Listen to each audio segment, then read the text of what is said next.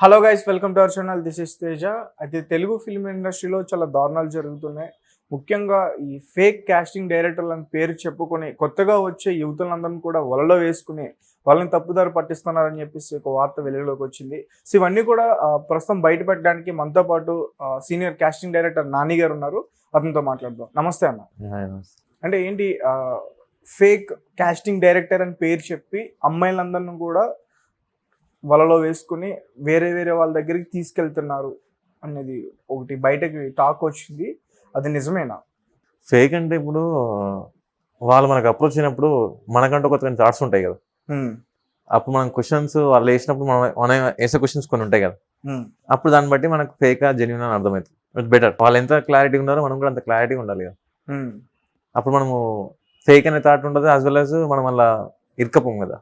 అసలు casting director అంటే ఏంటి? కాస్టింగ్ డైరెక్టర్ ఏం చేస్తాడు?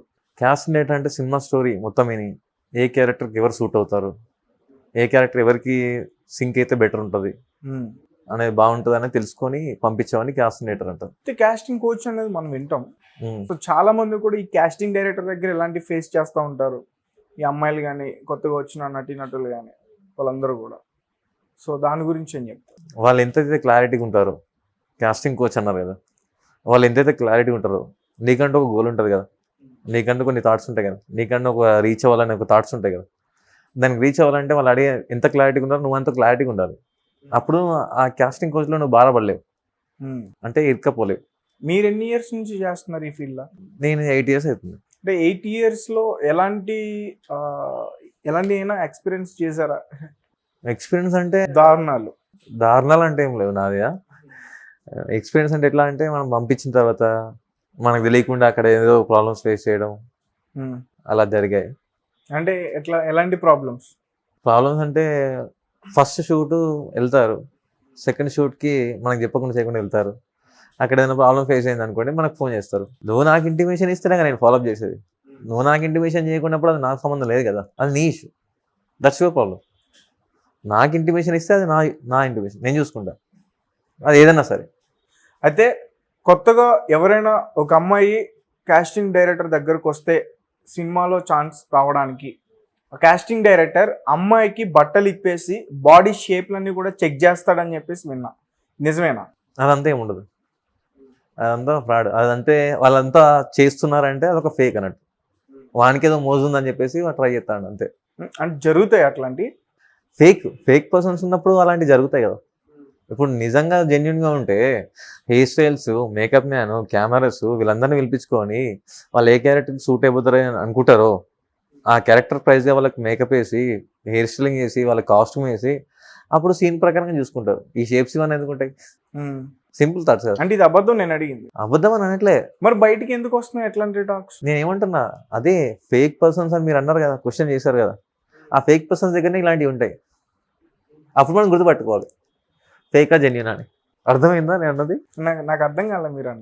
ఇప్పుడు ఫేక్ అని అన్నారు, కాస్టింగ్ డైరెక్టర్స్ ఫేక్ అని చెప్పేసి అన్నారు, కొంతమంది ఉన్నారు అని చెప్పేసి అన్నారు.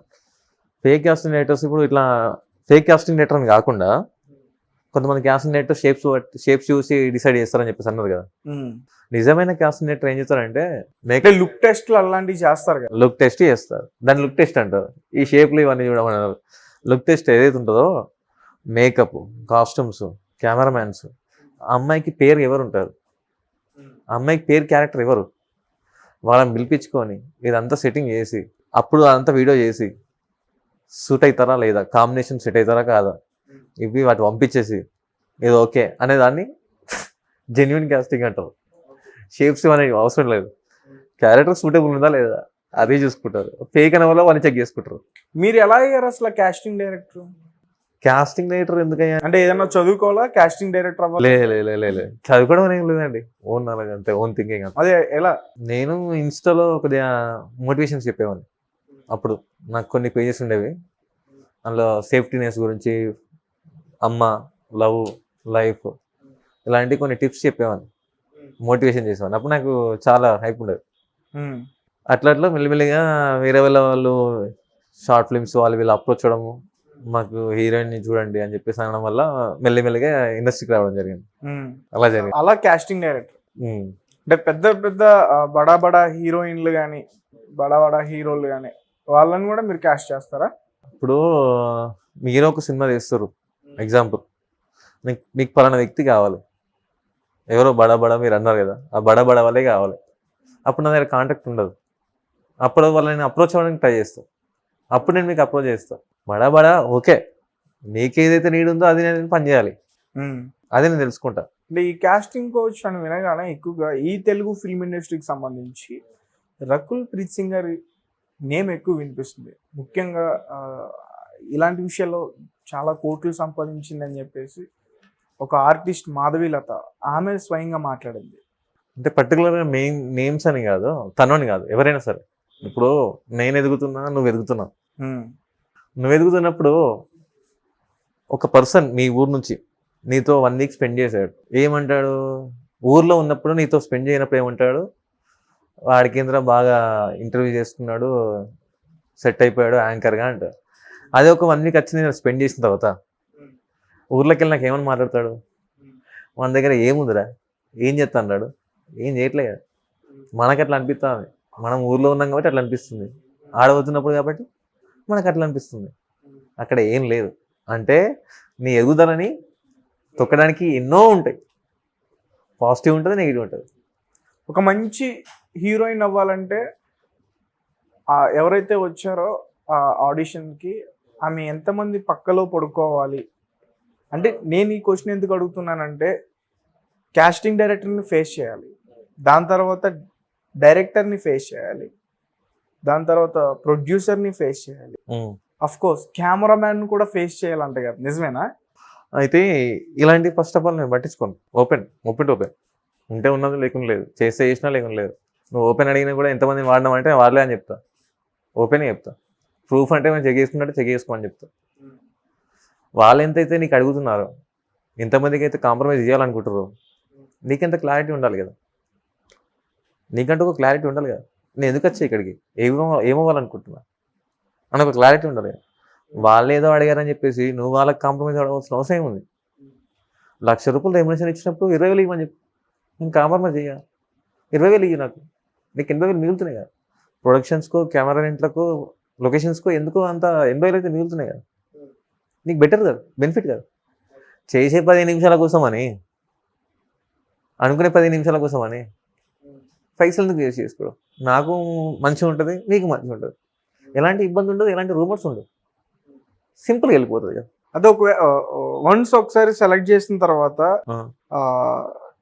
ఒక పేపర్ ఇచ్చి స్క్రిప్ట్ ఎక్స్ప్లెయిన్ చేసి ఒక 2 డైలాగులు చెప్పి ఓకే అని చెప్పేసి మిగతా అంతా డిస్కషన్ చేసి మనం ప్రాక్టీస్ చేయడానికి దుబాయ్ వెళ్ళాలి, బ్యాంకాక్ వెళ్ళాలి, గోవా వెళ్ళాలి అని చెప్పి తీసుకెళ్తారంట.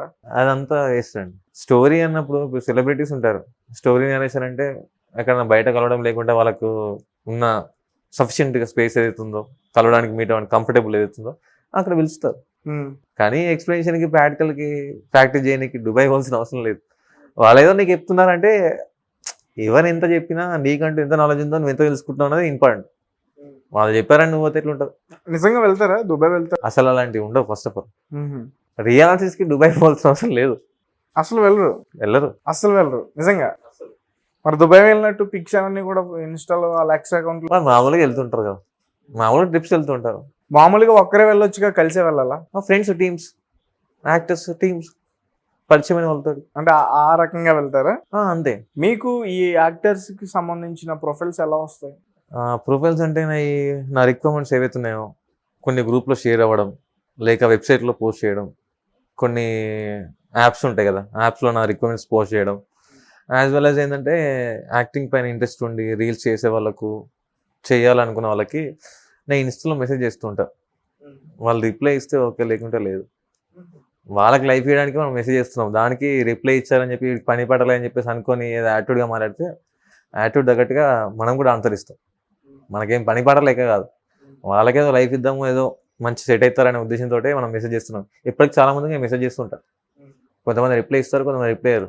సరే, యాజ్ వెల్ యాజ్ వాళ్ళకి ఇన్ఫ్లుయెన్సెస్ అయినా ఎవరో పెద్ద ఫేమ్ ఉన్నారని రిప్లై చేయడానికి వాళ్ళంతా ఫీల్ అయితే పెద్ద పెద్ద సెలబ్రిటీస్ మాకు నంబర్లు ఇస్తారు, రిప్లై ఇస్తారు. రిప్లై ఇచ్చి అది రెస్పెక్టివ్గా, నాని గారు చెప్పండి, వీళ్ళకంత ఉన్నప్పుడు ప్యాషనేటీ అంత ఫేమ్ ఉన్నాక కూడా మనకు అంత రెస్పెక్ట్ ఇచ్చినప్పుడు వీళ్ళకి ఎందుకు అంత యాటిట్యూడో నాకు అర్థం కాదు. మీరు ఫేస్ చేస్తారు అలాంటివి? ఒక ఇన్ఫ్లుయెన్సర్ నేమ్ చెప్పండి ఎవరన్నా అట్లా. అంటే నేమ్స్ అంటే మెన్షన్ చేయను, ఎందుకంటే ఇన్ఫ్లుయెన్సెస్ లో కూడా ఫస్ట్ ఆఫ్ ఆల్ వాళ్ళకి ఫేమ్ రావడానికి ముందు రీల్స్ ఎలా చేయాలో కూడా నేనే చెప్పా. మ్హూ. అప్పుడు లైవ్స్ ఎట్లా చేయాలి, లైవ్ లో ఎలా ఉంటది, ఎవరు ఎట్లా చేస్తారు, ఎవరు ఎట్లా కామెంట్లు చేస్తారు, దానికి మనం ఎట్లా ఆన్సర్ ఇవన్నీ చెప్పినవన్నీ ఇప్పుడు నేను నాకు ప్రమోషన్ చేయడానికే పేడ్ అడిగితే నేను ఎందుకు ఇస్తా? మ్. నేను నీకు ఇచ్చినప్పుడు లైఫ్, నువ్వు నాకు పేడ్ ప్రమోషన్ అంటే ఎట్లా? నేను పరిచయం చేసిన వల్ల మన దగ్గర నువ్వు అప్పులు చేసి పైసలు లేకుండా వాళ్ళు నాకు ఫోన్ చేసి మళ్ళీ చెప్పడం, ఇప్పుడు నువ్వు రీచ్ అయిపోయినాక వాళ్ళ పైసలు వాళ్ళకి ఇవ్వకుండా ఏదో యాటిట్యూడ్